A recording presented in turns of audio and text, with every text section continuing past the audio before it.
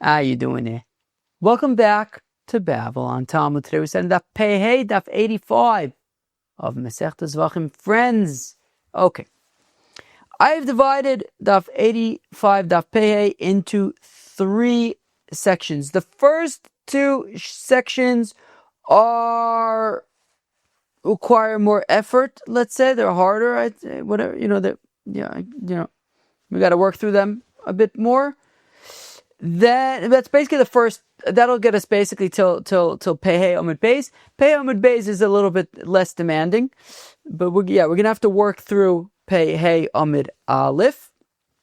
Now, section number 1 is offering a pasul korbin outside of the azarah. This is gonna get into shchutei chutz, right? A shoichet bachutz, a maile bachutz. Givaldig. We're going to work through that a little bit, although they're the 13th today. Of course, we're in the 9th parak of Masechta Zevachim. The 13th parak of Masechta Zevachim is called Hashoichet Va'amayla. That's really the core of these sugyas, but we will be discussing that today. A little tricky, but we'll work through it. The next part of today's daf is offering emurei kalim pre-zerikas hadam. We saw this the other day. Sheesh. Yeah, as you can tell, we're gonna have to work through this as well, right? Of course, just in a nutshell, we'll get into it when we get there. But in a nutshell, as you know, of course, that zerikas hadam is what is matir the bigadol, right? The zerikas hadam is matir the emurim to be burnt on the mizbeach, the meat, if there is any, to be eaten by the owners or by the kohanim. Anyways, so if one burnt the emurim of kodashim kalim on the mizbeach prior to zerikas hadam, what happens? Okay, without getting into details right now, but bigadol, that's the inyan. So those are the first two sections, the first two parts that we're going to have to work through a little bit more thoroughly, I guess. I don't know if thoroughly is the right word, but it's going to require a bit more effort, I would say. And finally, the last section is which bal mums are permitted by Rabbi Akiva. In the Mishnah, Rabbi Akiva, right, it said that Rabbi Akiva had permitted bal mums. What did it say in the Mishnah? It says Rabbi Akiva machshir b'bali mumin. There you go. Rabbi Akiva says that bali mums are permitted; they could stay on the mizbeach. So the question is, what kind of bali mums are we talking about? In bigadol, that is how I would divide up to today's daf. So, friends, without further ado, let us jump in to Daf Pei of Masechta Zevachim. Okay, we shall begin on Daf Pei Daled Amud Beis, 3 lines from the bottom. Reb Yechanan says, Reb Yechanan, Ashoichet behema balayla bifnim, behela bachutz chayav. Oh boy, oh boy, oh boy, oh boy, oh boy.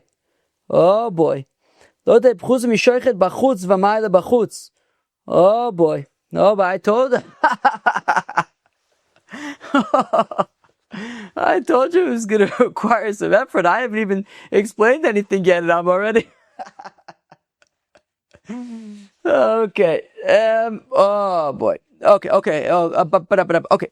There are two mitzvahs losai say that have a chiyuv kares associated with them. One is ashoichet bachutz. The other one is hamayle bachutz. What that means is if you have a korbin, right, a person who's makdish a korbin, let's say a korbin ola. Okay, a person says, I'm going to bring a korbin ola. Now, that korbin ola obviously has to be brought to the Beis Hamikdash and to the azarah and shechted and burnt on the mizbeach, etc. Now, there is a lav, a mitzvah lo saseh, against shechting that korbin outside of the azarah. If one slaughters a korbin outside of the azarah, of course, assuming that we're talking about a time when you're not allowed to, right? We're not talking about a time when you're allowed to make bummas or whatever. So if that korbin, let's say korbin ola in our example, needs to go to the azarah. So if one were to slaughter it outside of the azarah, that would be a chiyuv kares. That would be a chiyuv kares. Now there's a separate lav, there's an additional lav, against offering that korbin outside of the azarah, not just slaughtering it, but also then burning it. Let's say on a bama, let's say, right, like a private altar, again, assuming that you're not allowed to do that. There were times in our history when you were allowed to make your own private altars. We're not talking about that, obviously. That would be okay if you're allowed to do it, right? So there's a separate law also against offering a korbin outside of the Beis HaMikdash. Okay, that's what's called hamayla b'chutz. Okay, now one way to be in violation of this, so our concern here, what we're talking about really is our main focus is not on shchutei chutz, but rather on hamayla b'chutz, right? The lav and the chiyuv kares of offering, of burning the korbin outside of the azarah. Now there are two ways that you can be. It's a machlekes in the Mishnayos in the 13th parak. I'm going to explain like the chacham. Okay, so there are basically two ways that a person could be in violation of hamayla b'chutz. One way is a person, let's say he says I'm going to bring korbin olah, and he takes that korbin olah and he slaughters it outside of the azarah, and then he also then offers it outside of the azarah, so he will be chayiv. In this case, he'll be chayiv for shchutei chutz as well, but he will also be chayiv for hamayla b'chutz, for offering this korbin outside of the azarah. The other way that you could be in violation of hamayla b'chutz is you slaughter the korbin in the azarah as you were supposed to. You brought the korbin into the azarah, it was slaughtered in the azarah, then the korbin was taken out of the azarah and offered offered outside of the azarah. So you won't, in that case, be chayiv for shchutei chutz, for ashoichet b'chutz, because you slaughtered properly in the azarah, but you will be chayiv for hamayla b'chutz, for offering the korbin outside of the azarah. Now, we have an interesting scenario here where you're not allowed to slaughter a korbin at night. Now, in this case, the korbin was slaughtered in the azarah, but at night. Now, this was one of the examples in the Mishnah where if it's put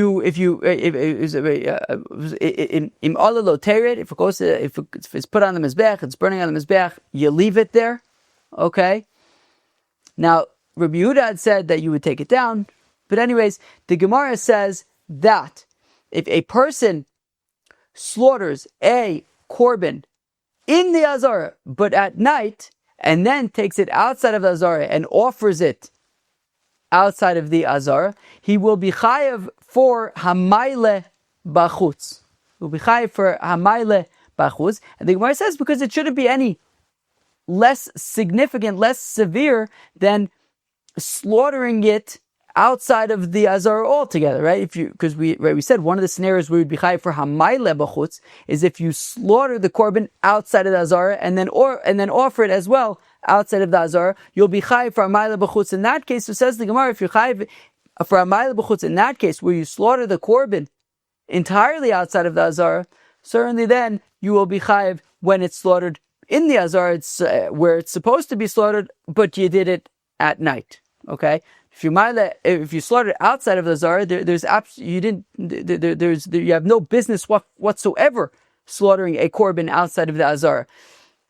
Here, at least, you were in the right place, but at the wrong time. Right place, wrong time. So we say that you will be chayiv for hamayla b'chutz in that scenario. So let's read that again. Somebody who slaughters a korbin in the azarah, but at night. And then he takes it outside of the azarah and he offers it on some kind of mizbeach or altar outside of the azarah.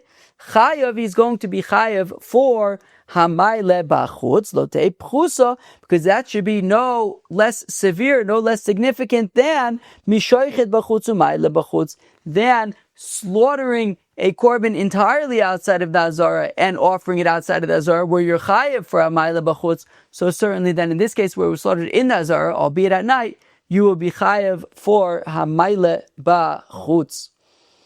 Mosiv Rav Chia bar Oven. Now Rav Chia bar Oven, however, asks an interesting question. Hashoichet oif bifnim umayla b'chutz potter. Woo! Shachad b'chutz u'mayla b'chutz chayev. Ooh. Amai, how come nemelotei pchusa mishoichet u'mayla b'chutz? Ooh. Tiyufta. Oh boy. Let's read that again. Most of Rav Chia bar Oven. So now Rav Chia bar Oven asks a kasha. Shoichet oif bifnim u'mayla b'chutz potter. You hear this? A person who slaughters. So let's say you have a olas ha'of. Okay, let's say you have an olas ha'of. Okay, you set aside a bird. You can offer it as an olas ha'of. Okay, so what do you do with the olas ha'of? You bring it into the azarah, and the kohen does malika. A kohen does malika, and then offers it and burns it on the mizbeach in the azarah. Now, what happened here is somebody did shchita to the olas ha'of in the azarah. Now, you never a korbin. You never do shchita on an oaf. You never do shchita a korbin in the azarah. You never do shchita. You do malika. So now this person did shchita in the azarah of this bird, which he wasn't supposed to do. He's supposed to do malika, not shchita, and then took it outside of the azarah and burnt it there. And we're saying potter. In this case, you're not chayiv for a mayla b'chutz. So now, for the Gemara, why should that be any different than a shoichet b'chutz? Right? If you take this same bird and bring it outside of the azarah and do the same thing, entirely outside of the azarah, in the wrong place, wrong shchita, wrong place. Well, wrong shchita. Who even knows? It's a bird. It's a bird offering. You're not supposed to be doing anything to it outside of the azarah as it is. So now you do shchita. I mean, you're not going to be doing malika outside of the azarah. Anyways, if you were to take a bird offering, right, an olas ha'of, let's say, take it outside of the azarah, do shchita, and then offer it on the outside of the azarah, you will be chayiv for a mayla b'chutz. So the Gemara asks, if you're chayiv for a mayla b'chutz, when slaughtering, doing shchita on an olas ha'of, let's say, outside of the azarah, and you're going to be chayiv when you offer it for a mayla b'chutz, well then I would think then that certainly if that shchita happened in the azarah, which was the right place for it to be, and therefore, right, more. You see, because there's this kind of assumption when it comes to a shchutei chutz and a mayla b'chutz that, meaning this korbin should be offered on the mizbeach, and you didn't do that, right? This korbin should have been offered on the mizbeach, and you didn't do it. You offered it outside of the azarah. So meaning, if you'd be chayiv for slaughtering this bird outside of the azarah, and then offering it outside of the azarah, you'll be chayiv for mayla b'chutz. Certainly, when you do the same thing, the shchita, but in the azarah, which is the right place, there's more of an argument to be saying it's kind of more appropriate for the mizbeach than slaughtering it outside of the azarah. And yet we're saying that slaughtering it inside the azarah is potter. Have you get the question? It's a little tricky, but anyways, okay. Okay, fine. Yep. Okay, now, where are we? So I'm going to read that again. So Rav Chia bar Oven asks, somebody who slaughters, I'm just going to say an olas ha'of, let's say, in the azarah, and then he takes it outside the azarah, and he offers it outside of the azarah, potter. So he's potter for a mayla b'chutz. Shochat b'chutz, v'mayla b'chutz. Where am I? Shochat b'chutz v'mayla b'chutz chayiv. Now, if he slaughters the bird outside of the azarah and offers it outside of azarah, he's going to be chayiv for a mayla b'chutz v'amai. Why would he be potter for slaughtering the bird inside of the azarah? Nemelote pchusa mishoichet v'mayla b'chutz. Slaughtering it in the azarah should be no less severe than slaughtering it outside azarah. Right? If you're going to be chayiv for outside azarah, then if you're slaughtering it in the azarah, I would think that you should be chayiv. Tiyufta. We say, yeah, it's a good question. Alternatively, okay. Alternatively, you could say this, that you see, when it comes to doing shchita of a bird inside the azarah, it's no different than just, I don't know, taking a gun and shooting it in the head, right? Kilu. In the azarah, you're supposed to do malika.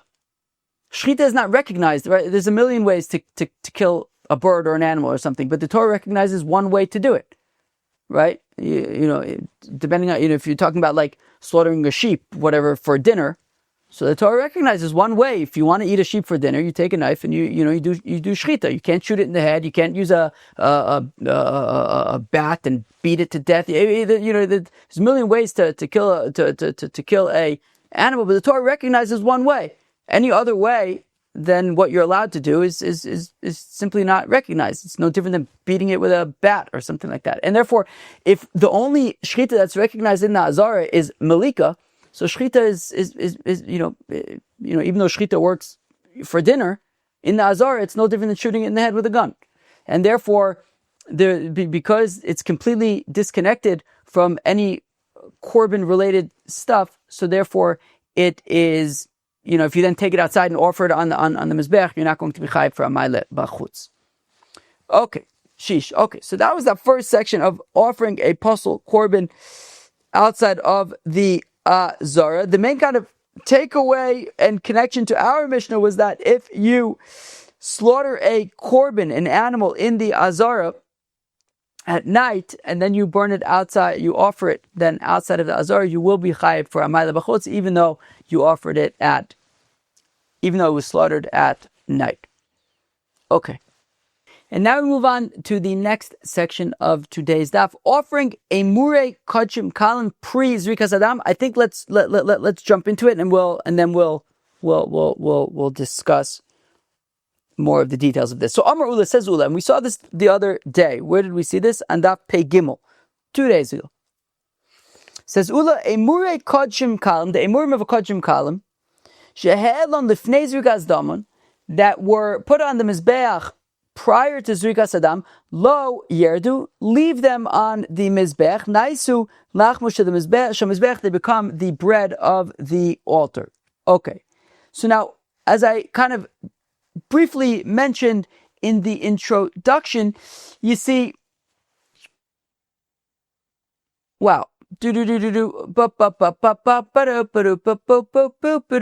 so let's start with this. There's kind of like two layers here, but let's start with this. You see,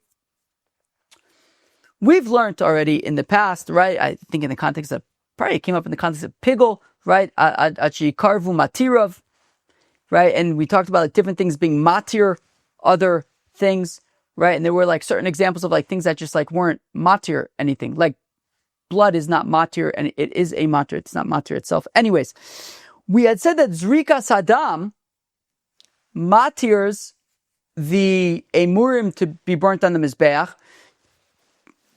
Whatever things need to be burnt on the mizbeach. Once zerikas hadam is complete, now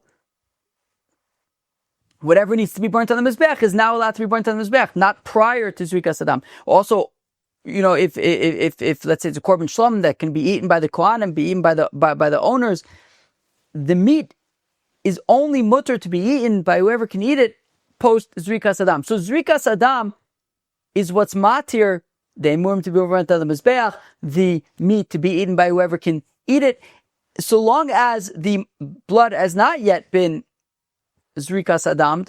So then you don't burn things on the mizbeach. You don't eat the meat. Now, there's another interesting layer when it comes to kodashim versus kodashim kalim, okay, which is that, you see, kodashim, from the time that you say, I'm going to bring a korbin ola, amazing, great, mazel tov. I mean, that's an amazing thing. Be'ezrat Hashem, hopefully tomorrow we'll all be doing the same thing. That would be great. I look forward to seeing everybody in the Beis HaMikdash. Now, so you see, when it comes to a korbin ola, let's say, right, kodashim, from the time that you go to an animal and you say, I'm going to be offering you as a korbin ola, it already has kedushas haguf. Already from that point, it has kedushas haguf, kedushas mizbech. If you get benefit from it, you have to bring a korbin asher me'ilos. That's not the case by kodashim kalim. If you say, I'm going to bring a shlomim, and you go to an animal, you say, you're going to be my korbin shlomim, that animal is not kodesh with kedushas haguf. You could still get benefit from it. If you get benefit from it, you're not going to be over a me'ilah. And actually, when it comes to a kodashim kalim, there is no din me'ilah by kodashim kalim, except for one exception.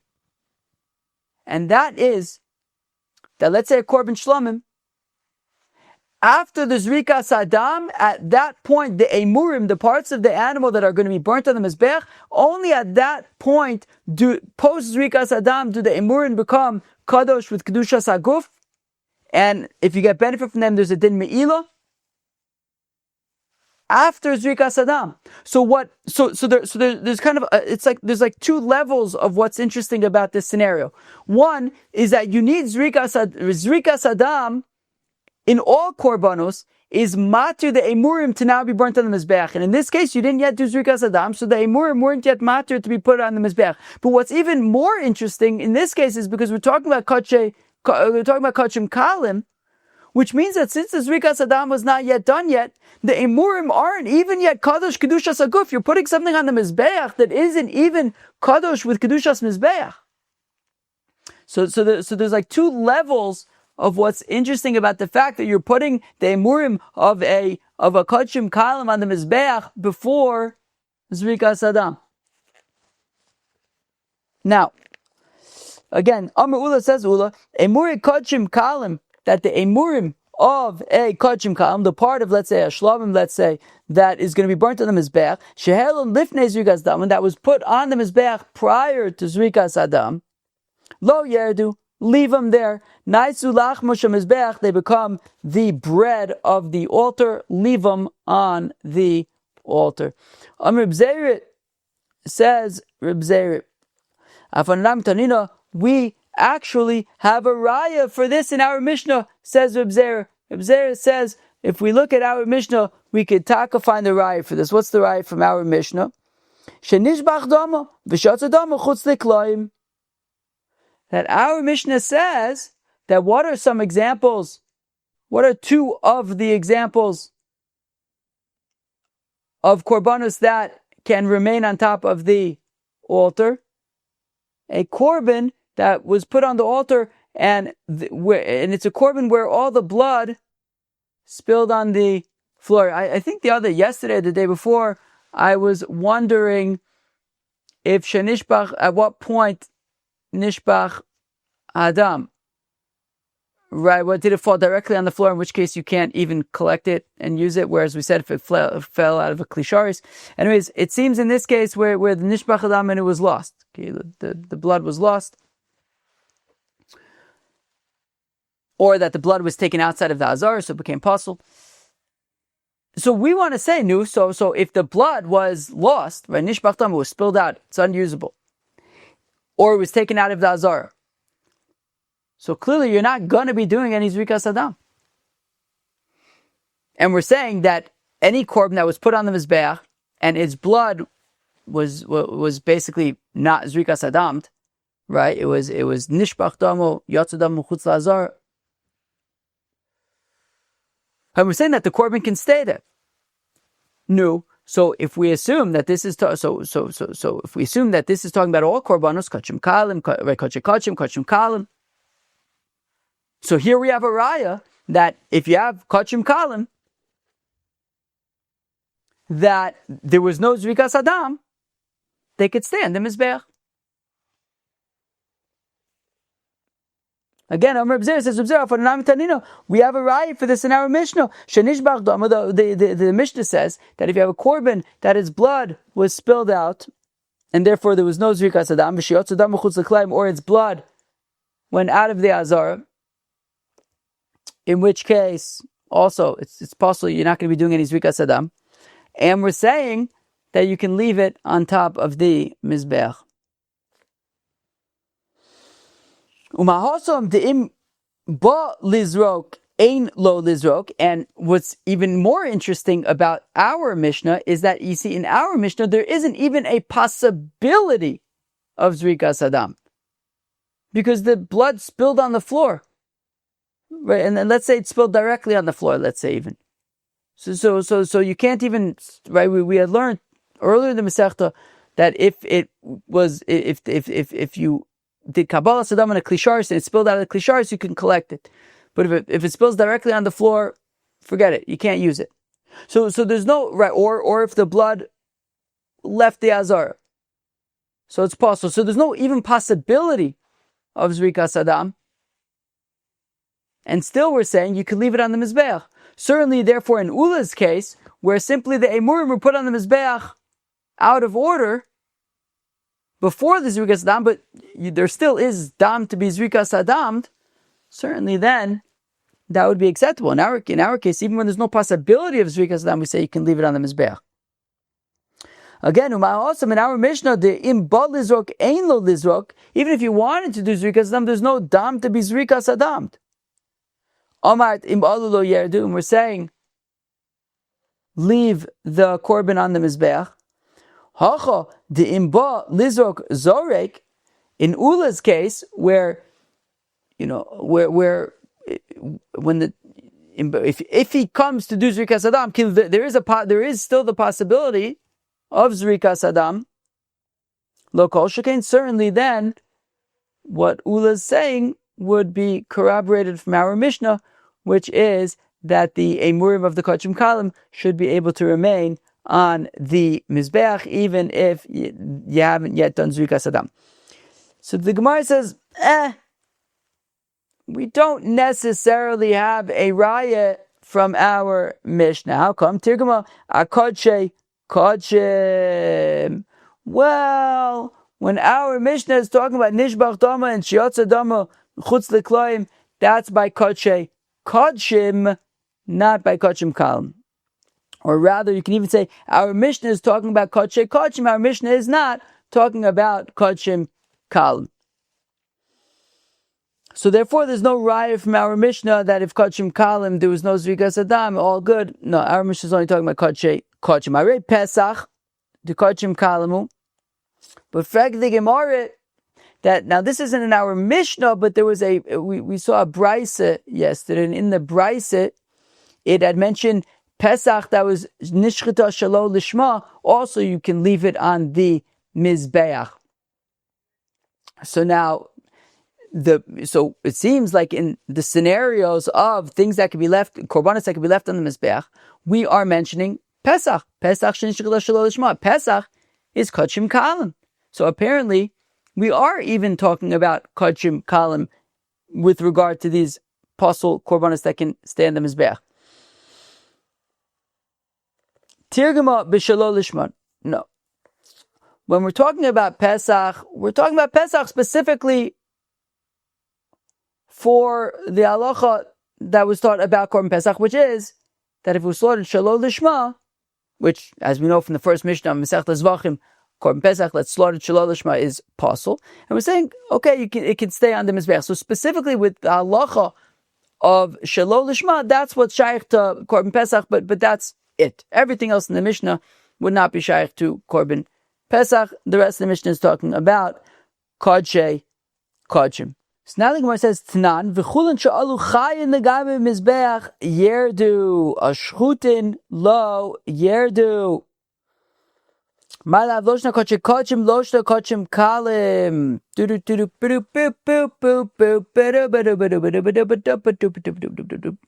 Now the Mishnah had said, right later on in the Mishnah, towards the end of the Mishnah, right, the Mishnah had said, where is it? Towards the end of the Mizbeach, a few lines before the end of the Mishnah. So the Mishnah had said that basically any korbin that went up to the top of the Mizbeach when it was alive, and the assumption is that we're talking about a korbin, a kosher korbin at this point, right? So you have a korbin went to on top of the Mizbeach while it was still alive. We say, don't leave it there and check it there and all that kind of stuff. Take it down from the mizbeach. But implying that if it was dead, if they were slaughtered already, leave it there. Right? Again, Tanan v'chulan she'alu chayin l'gav mizbeach, that if any of the korbanos went to the top of the mizbeach while they were alive, yerdu, take them down from the top of the mizbeach. Hashchutin, but if they were already slaughtered, lo yerdu, leave them there at the top of the mizbeach. My love, loshna kachim, loshna kachim, kalim. That this, it doesn't, that when we're saying that if the animal's already slaughtered, then you can leave it at the top of the mizbeach. Doesn't matter if we're talking about kachim. Doesn't matter if we're talking about kachim kalim. Even kachim kalim would stay at the top of the mizbeach. That the Mishnah is talking about even kachim kalim. Lo hashchutin men yerdu men lo yerdu. No. Rather, if the korbin was already slaughtered, so in some scenarios it would stay at the top of the mizbeach, i.e. if it's kachim, but in other scenarios it would not stay at the top of the mizbeach, i.e. if it was kachim kalim, so then we would say that it would not stay at the top of the mizbeach. But kulad katani, but it says all of them, right? It says v'chulan im. What is it? Where is it? V'chulan sha'alu chayin l'gab mizbeach yerdu. All scenarios where if they went to the top of the mizbeach, take them down, implying that in all scenarios, if they were not alive, if they were slaughtered, you would leave them there, including if we're talking about kachim kalim. Kulam achayin. Now, when it says kulam, all of the korbanos, it's talking about when they're alive. Pshita.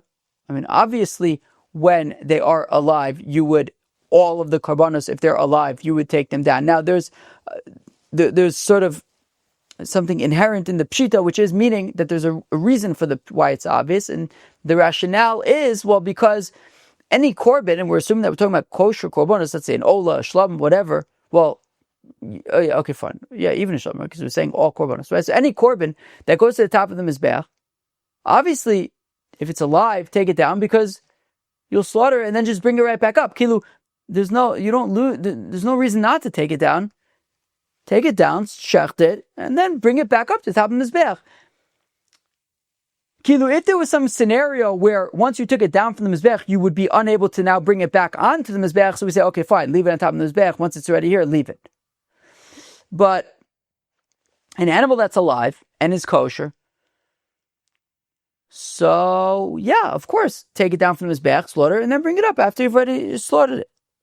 So the olam achai, no. So really, so it is talking about the live animals. Okay, so it's talking about all animals that are alive, and they're at the top of the mizbeach. Take them down. Okay, what's the chiddush? Uvidokin shabayim v'alibud Rabbi Akiva. That what it's talking about is dokin shabayim v'alibud Rabbi Akiva the Omar im alu lo yerdu, who says that once it comes up, you would not take it down. Now, you see, according to Rabbi Akiva, Rabbi Akiva says that, right here it said in the Mishnah that Baile Mumin can stay at the top of the Mizbeach, right? What did Rabbi Akiva say in the Mishnah? It says, Rabbi Akiva machshav Baile Mumin. Rabbi Akiva says that if a Baal Mum,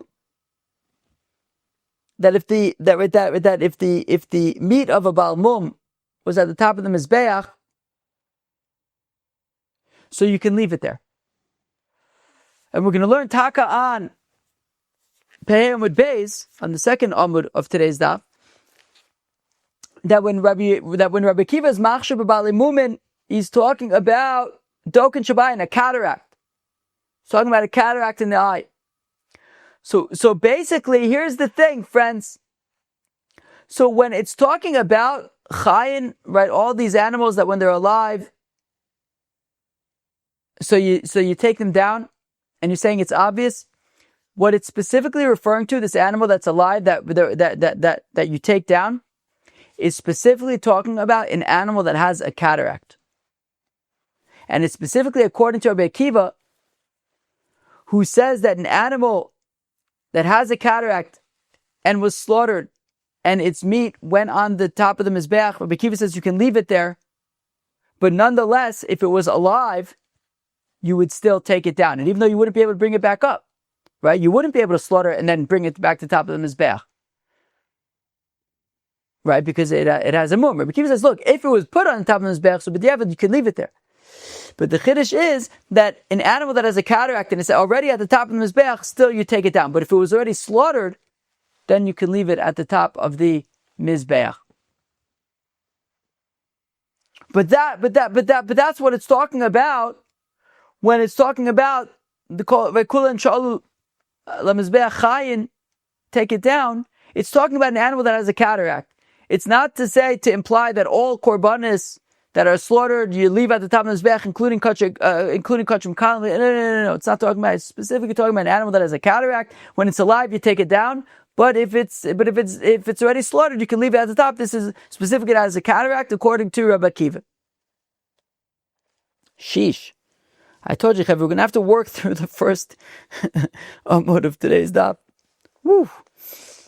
But my kim to psulin. Wait, so 1 second. So you're telling me now that when the Mishnah is talking about these animals that go up to the top of the mizbeach when they're alive, it's because they have a cataract. That's what we're talking about. We're talking about an animal that has a cataract. So Ema Seifa, but what does it say right after that in the Mishnah? V'chein ola she'olso chaylo she'mizbeach. A korbin ola that went to the top of the mizbeach when it was alive. Tered, take it down. Shochat abrosh mizbeach. If you slaughtered it at the top of the mizbeach, yavshit vinatach bimkoma. Well, so you have this korbin ola that goes to the top of the mizbeach, so you should take it down from the top of the mizbeach. If you didn't do that, if instead you slaughtered it at the top of the mizbeach, you didn't take it down. Okay, so then yavshit vinatach bimkoma. Well, at that point already, then just flay off the hide. Right? We're talking about korbin ola. You flay the hide, give it to the kohen, and then cut it up into its parts, and you'll burn it at the top of the mizbeach. Now, v'i psula, but if we're talking about korbanos that are pasul, so basically we're talking about an ola that went to the top of the mizbeach and it was pasul. Bas hefshe v'nituach he. But then, if we're talking about an ola that's pasul, then why are we saying that if you slaughtered it, you would then flay it and cut it into its parts? V'nitach osa amar Achmana. The pasuk says v'nitach osa, that by korbin ola you'll cut it up into its parts, into its limbs. Osa ksheira v'lo psula. You only do that for kosher olas, not for pasul olas. Now, if we're talking about an ola that is pasul, that has a mum, so why would we? So we're saying yes, you should take it down from the mizbech. If you slaughter it, we're then saying you can flay it and break it into and cut it into its parts. But you don't flay and cut into parts pasul animals. Seifa on the ksher. Okay, so the seifa, that the part with the ola is actually not talking about a pasul korbin. The ola is kosher. So kilu, when it says all of the animals that go to the top of the mizbeach go down, implying that if they're alive, take them down, implying that if they're slaughtered, you can leave them there. We said that was specifically an animal that has a cataract, according to R Akiva. But when the Mishnah then continues and talks about a korbin ola and saying you should take it down, but if you slaughter it, then flay it and cut it into its parts, that is no longer talking about an animal with a cataract. That's talking about a kosher animal. Well, my kamashma, what's it teaching us? Okay, there's you see, the Shittim Mekubetzes adds a whole chunk over here. I'm not going to add the chunk, but adding the chunk does affect a little bit, I guess, how to read this last line. I'm going to read it just to make it make sense. And then I'll tell you a shtickle about what it says in the chunk, but we're not going to read the whole chunk. We have enough on our plate, I think, right now. Now, so we say that by the korbin ola, we're talking about a kosher korbin ola that went to the top of the mizbeach. We say take it down, but if you if you slaughtered it, then you flay it and cut it into its parts. And what's it teaching us? That you flay and cut into its parts at the top of the mizbeach. That's what it's teaching us. Okay, the Mishnah is saying, so if you have a korbin ola, it's kosher. It goes to the top of the mizbeach, take it down. If you slaughtered it, then flay it and break it into its parts. Now, what this chunk that the Shita Mekubetzes adds, that I'm not going to read, part of what it adds there is that that there's a machlokes about if you actually are allowed to do a hefship nituach at the top of the mizbeach. If an animal was slaughtered at the top of the mizbeach, can you flay it and cut it into its pieces at the top of the mizbeach, or is that not mechubad? That's a messy job. We're not going to do it at the top of the mizbeach. Take it down from the mizbeach and do the messy job in the azarah, and then bring it to the top of the. Bring it back to the top of the mizbeach. So it's a machlokes amoraim, Rav Papa and Rav Shimi bar Ashi. Machlokes amoraim about, are you allowed to actually flay and cut an animal up into pieces at the top of the mizbeach? Now, so of course it sounds like our Mishnah would be a raya to say that we do flay and cut up, right? Do hefship v'nituach at the top of the mizbeach. Now, ulamanda amar ein hefship v'nituach b'rosh mizbeach ma'ikil meimah. But now, how would you explain our Mishnah according to the opinion who says that there's no hefship v'nituach at the top of the mizbeach? Our Mishnah is saying that he does. If you slaughter at the top of the mizbeach, so then we said yafship v'natach b'mkoma. So he will say that our Mishnah is talking about kigon sha'isalo shas hakosher v'nifsila. Oh boy, oh boy, oh boy, oh boy, woo, oh boy. So this is talking about where you had a korbin ola. So if you hold that there's that there's no hefshir v'nituach at the top of the mizbeach. So this is talking about a situation where we had a korbin ola. The korbin ola went to the top of the mizbeach. It was, so you should have taken it down. You didn't. Instead, you slaughtered it. Okay. Not only did you slaughter, you also did zerikas hadam. Okay, gewaldig. You slaughtered. You did zerikas hadam. Everything's going great, and then it becomes pasul. How does it become pasul? I don't know. Maybe somehow it became tameh.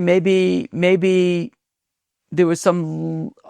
I don't know. Maybe some of the other. Maybe there was some remaining blood that you took out of the azarah. I don't know. Somehow it became pasul.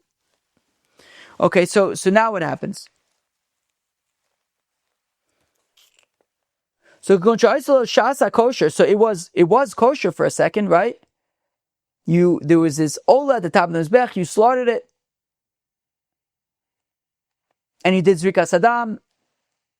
Everything was going great, and only then, and it was kosher at the time, even post zerikas hadam. But then it became, then it became v'nifsala, it became pasul. Rabbi Elazar Reb Shimoni, and our Mishnah is Rabbi Elazar Reb Shimon Damar, who says kevin nizrak hadam v'hortza basar sha'achas, that once a korbin has, you've done zerikas hadam for the korbin, and the meat was fit to be consumed, I guess, but hortza basar sha'achas, for even a small amount of time, for a minute. Yafshitena, flay it, v'ora l'kahanim, and the hide will go to the kohanim. Now, in this case, so in the case of Rabbi Elazar Reb Shimon, so Rabbi Elazar Reb Shimon had said, look, if you have a korbin, okay, and you slaughter, you did zerikas hadam, and then it became pasul. So I guess we're talking about a korbin ola, because the korbin ola, the high goes to the kohanim. So you have a korbin ola, you slaughtered it, you did zerikas hadam, and everything was going great, it was kosher, and then somehow it became pasul. So we say, okay, at least, nonetheless, flay it and give the hide to the kohanim. Now, in that case, you're not going to be able to bring it to the mizbech because it's pasul, right? You're not going to put it on the mizbech. But in this case, the korbin was already on the mizbeach, so Allah lo yered, right? So therefore, if you take it down from the mizbeach, then you're not going to be able to bring it back up. It's already on the top of the mizbeach, so leave it there. And in that case, even if you say ein efshar v'nituach b'rosh mizbeach, in that particular case, we would say that it is okay because it's already at the top of the mizbeach, right? Once yeah. So right, so you're gonna have to, since it's already at the top of the mizbeach and there was already zerikas hadam, so you're gonna do hefshev v'nituach and you give the hide to the kohanim, and I think the point is you're then gonna burn the meat at the top of the mizbeach because it's already at the top of the mizbeach.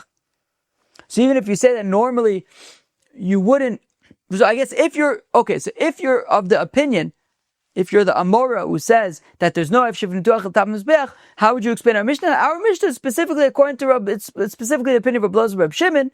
Rabbi Elazar Reb Shimon says if you slaughter a korbin ola and do zerikas hadam, and then it becomes pasul, then you would flay it, etc. So Rabbi Elazar Reb Shimon is saying do it at the top of the mizbeach. Since it's right at the top of the mizbeach, if you take it down, you won't be able to bring it back up. So leave it, do it at the top of the mizbeach, and then do hefshev v'nituach at the top of the mizbeach in this particular case.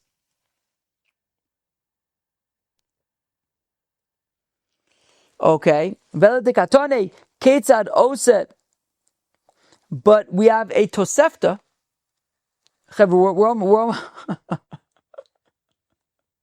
We're almost through with this section. After this section, I think things are going to move significantly quicker. I actually have a chavrusa in 35 minutes. Hopefully I can make it on time.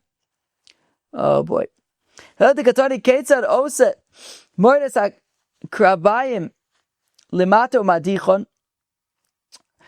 a tosefta that says after this whole thing, so now what do? So you have this olitz at the top of the mizbeach and you slaughter it, and you did hefshev v'nituach.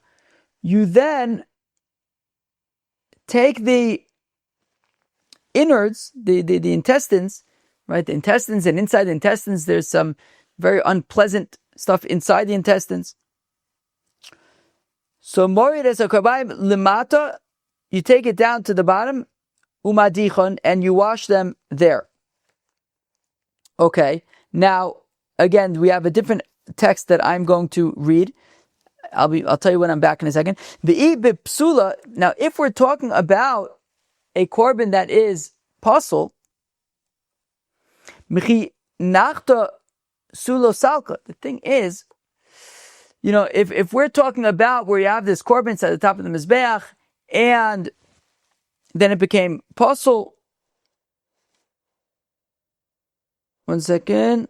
Yeah, where was it? Yeah, okay, great. So if we're talking about that you have this ola that went to the top of the mizbeach and then you slaughtered it, did zerikas hadam, then it became pasul.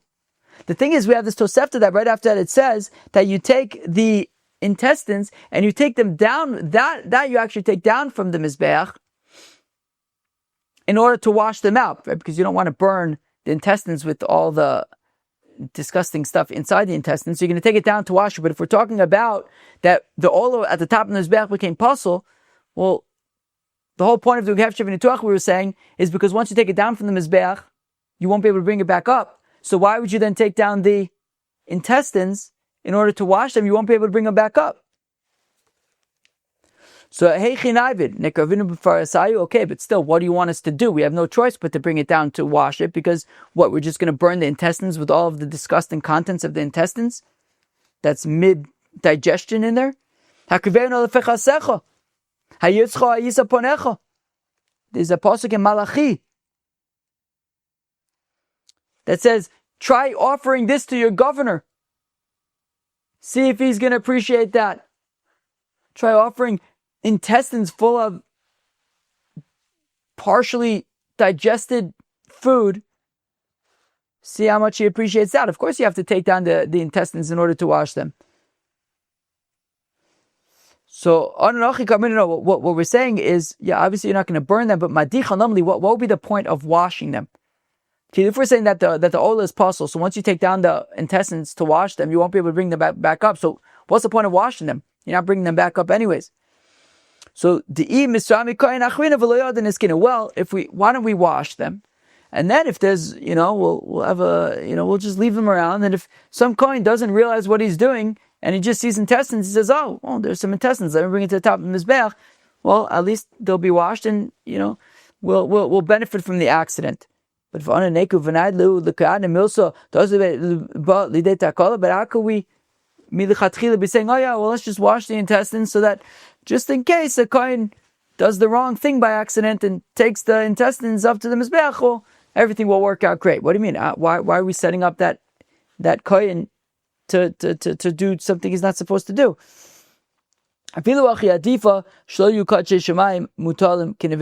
Yes, but even so, even if we don't necessarily want the kohanim to then go and bring it up, but still, we don't want these intestines to be sitting there, full of partially digested food. You should still wash them anyways. There's a shaila of why not just get rid of them so that nobody it does the wrong thing with them. But anyways, we say nonetheless. Okay, so we want to say that we could say that the Ola is talking about where it became pasul, the top of the Mizbech, and fine. So how do we explain the intestines?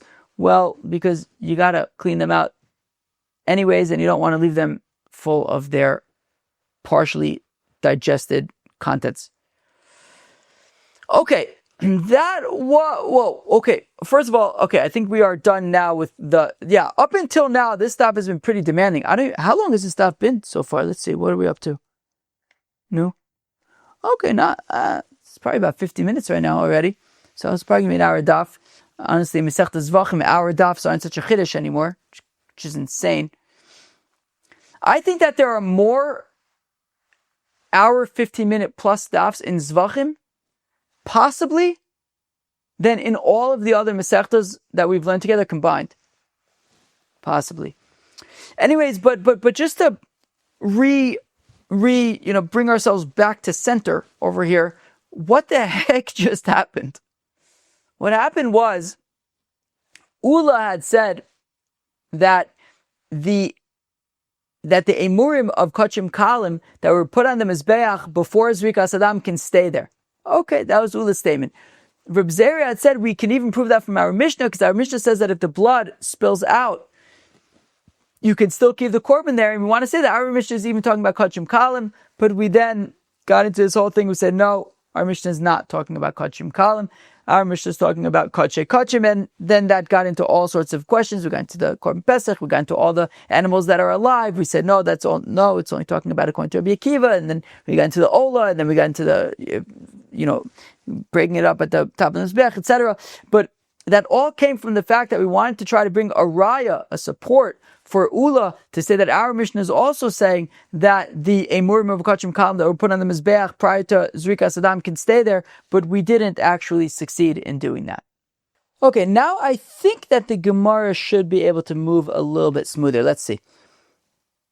Amr Reb Chiya bar Abba, it says Reb Chiya bar Abba, by Reb Yechanan. So Reb Chiya bar Abba is basically like narrating over here. So it says Reb Chiya bar Abba, by Reb Yochanan, that Reb Yochanan had asked. Reb Chiya bar Abba, of course, was a Talmud of Reb Yochanan. We're also going to see Reb Ami in the story. So it was another Talmud of Reb Yochanan. So basically, Reb Chiya bar Abba is relating about Reb Yochanan. That Reb Yochanan asked, emurei kodashim kalim shehelon lifnei zerikas damon.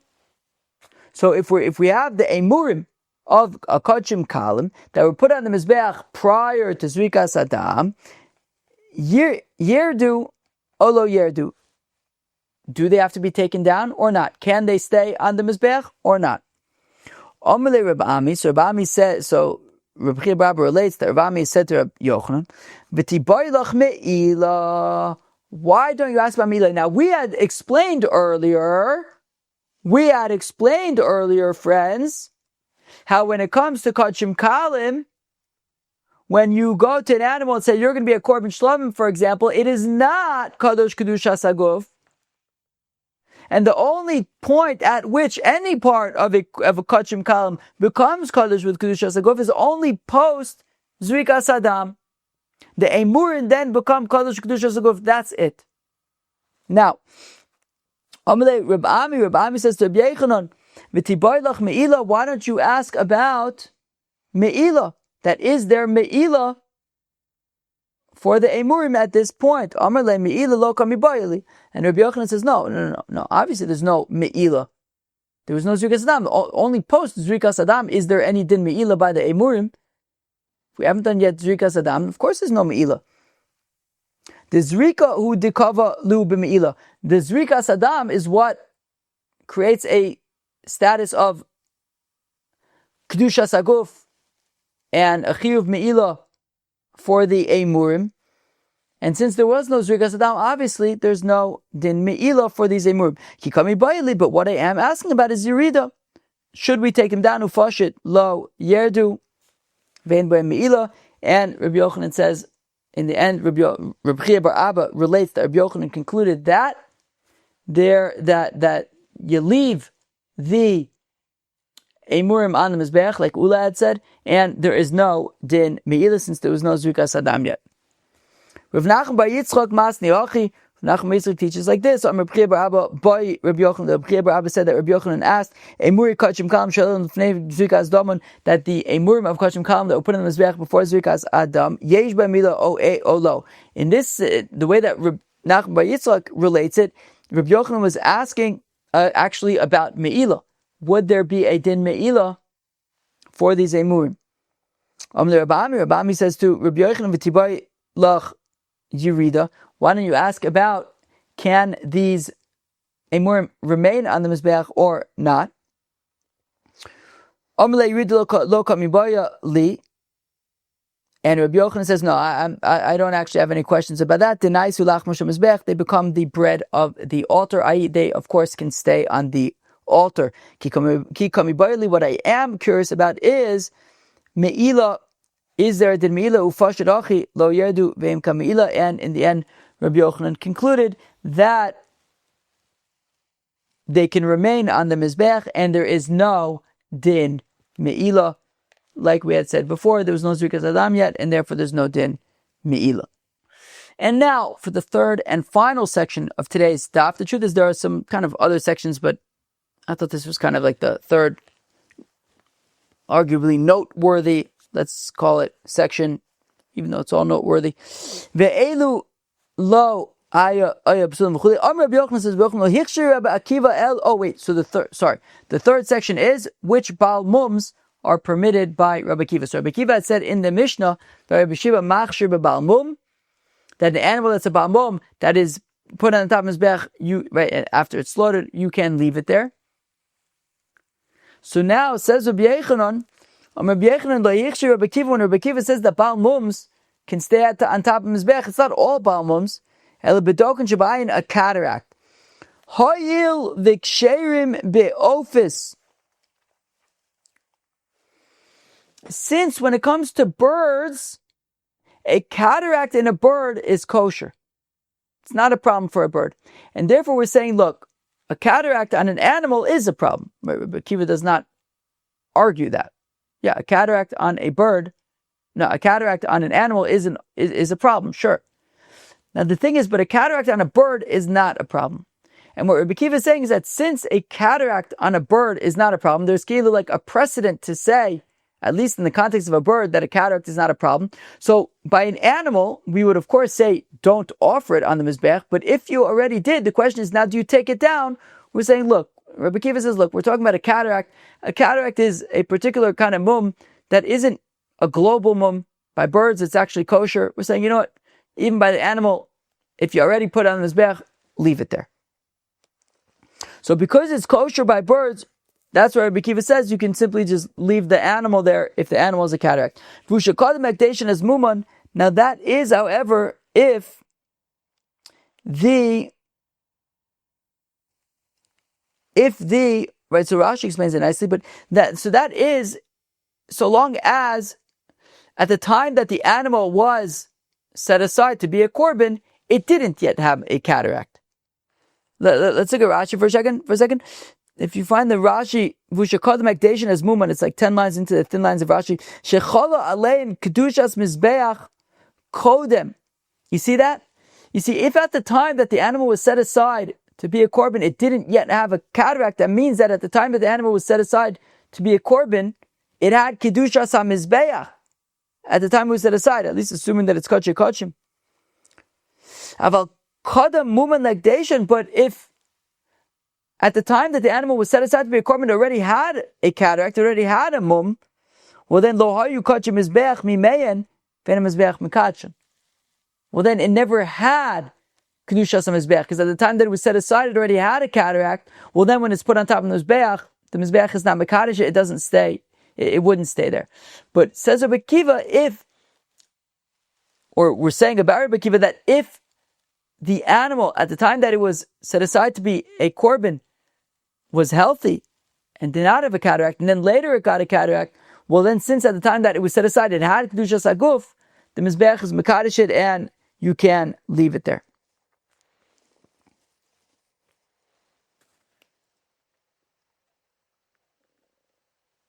As Muman Umoder Rabbi Akiva be'olas nekeva.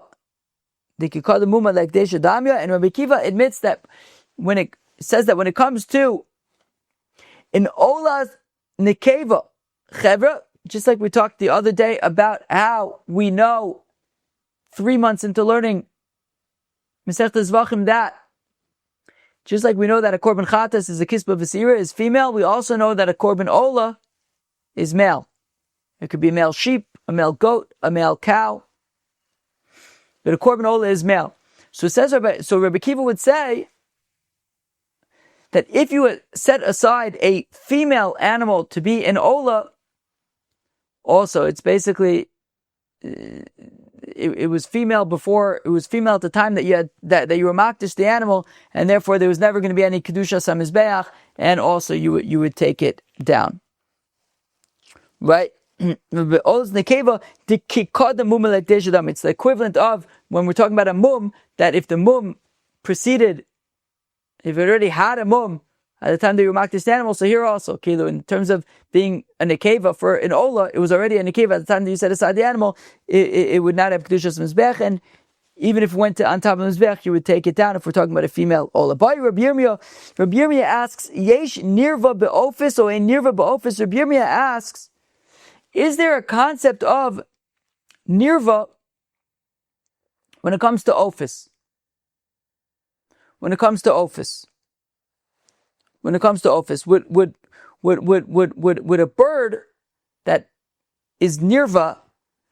So I would guess if a person at bia with a bird, is that going to be a pasul for birds? Okay, fine. So by Rabbi Yirmiyah, yesh nirva ba'ofis or nirva ba'ofis, is there a concept of nirva when it comes to ofis? Do we say mina be'ema, that when the pasul says by korbin ola, and it says Dabar b'nei Yisrael at the very beginning of Sefer Vayikra, it says Odom ki yakriv mikem korbin Hashem mina be'ema, from the be'emas, but not all mina be'ema, a subset of be'emas, not all be'emas. To exclude roveya and nirva. You can't bring a korbin from an animal that the animal had bia with a woman or a man had bia with the animal. So do we say kol heicha de isa b'roveya isa b'nirva? Do we say that, look, whenever it's shaykh to roveya, now a bird isn't going to be roveya anybody. No bird is having bia with a woman.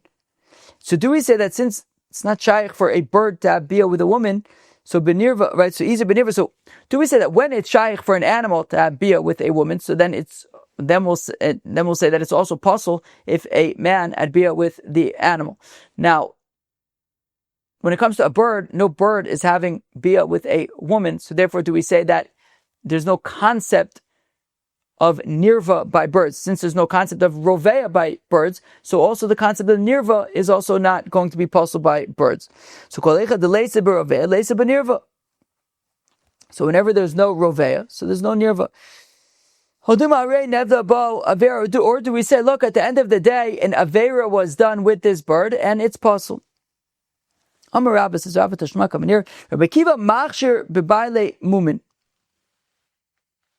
You see, says Rabba, look, Rabbi Akiva said in our Mishnah that baile mumin, if they're put on the top of the mizbeach, they could stay there. Now, Rabbi Yochanan explained that Rabbi Akiva is specifically talking about cataracts. Why? Because since cataracts, anyways, by birds is mutter, so therefore, by an animal, if anyways it was b'diavad, was put on top of the mizbeach, you can leave it. So if you're going to tell me that nirva is mutter by ofis, well then Rabbi Akiva should also said, you know what else could stay at top of the mizbeach? Nirva could also stay at the top of the Mizbeach since it's mutter by office, but he doesn't say that Elamai must be that Nirva is pasul by office.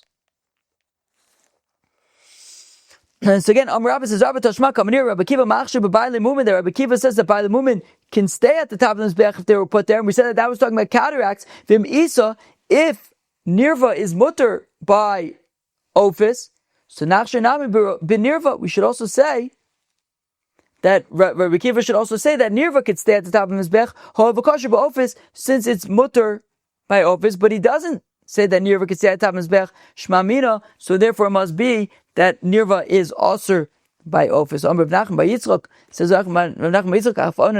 we also learn in a Mishnah, not really sure where this Mishnah is, I don't know that it is a Mishnah. Hanirva v'amuktzeh v'anevad v'aesnon u'mechir v'tumtum v'androginus. Oh, kulam etamim b'gom beis abliya shmamino.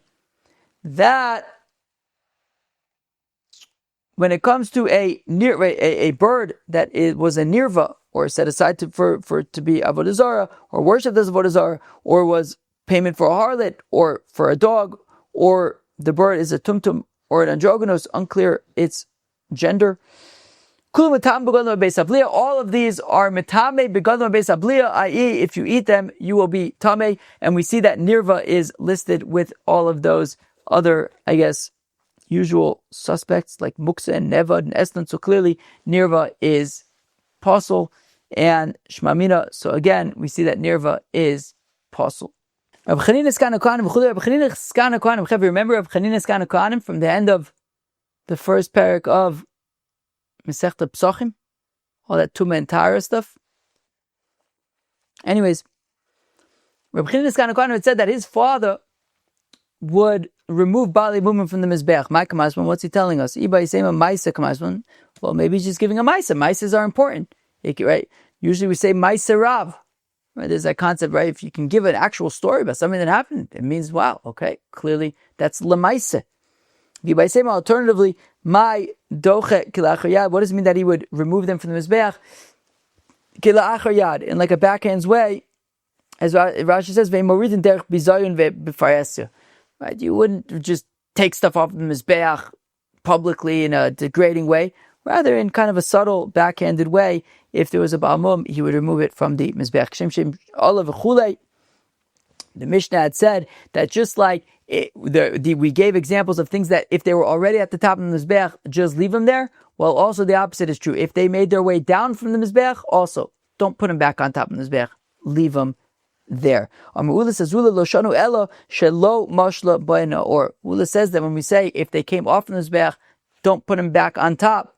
That's only so long as the fire has not singed them or made any, hasn't consumed them yet to any degree. Or if they have already been consumed to some degree, Yailu, you do bring them back up to the top of the Mizbeach. Rav Mari, Masni Aresh, Rav Chanina, Misur, Masni Asefa. Rav Mari says that this statement of Ula, that once already they've been consumed somewhat, you do put them back on the Mizbeach. So Rav Mari says that is talking about our Mishnah, right? The examples in our Mishnah, where Im Alu Lo Yerdu, Ula says that, right, when our Mishnah says that if they come down, so don't put them back up top. If they've been consumed somewhat, so then you can bring them up top. Now, Rab Chanina Misura Masnia Seifa, he talks about the Seifa. The Seifa is the next Mishnah that we are going to learn tomorrow. Mamish, about 5 lines below where we are right now. Bones, sinews, horns, hooves, as long as they are still connected to the animal, Yailu, you bring them, you put them at the top of the Mizbeach Perishu, but if they became separated from the animal, well then, Lo Yailu, don't bring them to the top of the Mizbeach. Or says, Ula, this is so long as they have not been consumed to any degree. Or once they've been consumed to some degree, Yailu, you would bring them to the top of the Mizbeach. According to the opinion who says, according to Rav Chanina Misura, who says that Ula's statement is talking about the sinews and the bones and those things, that once they've been consumed somewhat, you would put them back on top. Certainly then in the ratio where we're talking about the meat of korbanis, they would, in these alul yerdu stuff. So then, if they became consumed somewhat, you would put them at the top of the mizbeach. However, according to Emurei, who says that Ula, saying that if they were consumed somewhat, so you would put them back on top of the mizbeach. So Rav Meir would not extend that halacha to the sinews and the bones and stuff, because those are things that are not supposed to be burnt. So therefore, if they came off the mizbeach, even if they were somewhat consumed, leave them there. Right? That Rav Meir would say that Ula would say, leave them there when it comes to the sinews and bones and things like that, because they're not things that are burnt. Sheesh! That was a mouthful. Friends, that was Daf 85 of Masechta Zevachim. In the first section of Daf Pei, we learned about offering a pasul korbin outside the azarah. Remember that? Remember that? We said that chayiv for an animal slaughtered at night in azarah. Right? So we said that if you slaughter an animal a korbin in the azarah, but at night, and then you take it out of the azarah and offer it b'chutz, you're going to be chayiv for that. Now, if you slaughter a bird in the azarah, and then take it out of the azarah and burn it on a altar, well, then you are going to be potter for that. We had asked why. The first answer was we're not really sure why. The other was because slaughtering a bird and not doing instead of malika, which is what you're supposed to, shchita for a bird in the azarah is no different than, shooting it in the head, for example. Then we discussed offering a emurei, kodashim, kalim, pre-zerikas, hadam, sheesh. Now that turned into a whole discussion.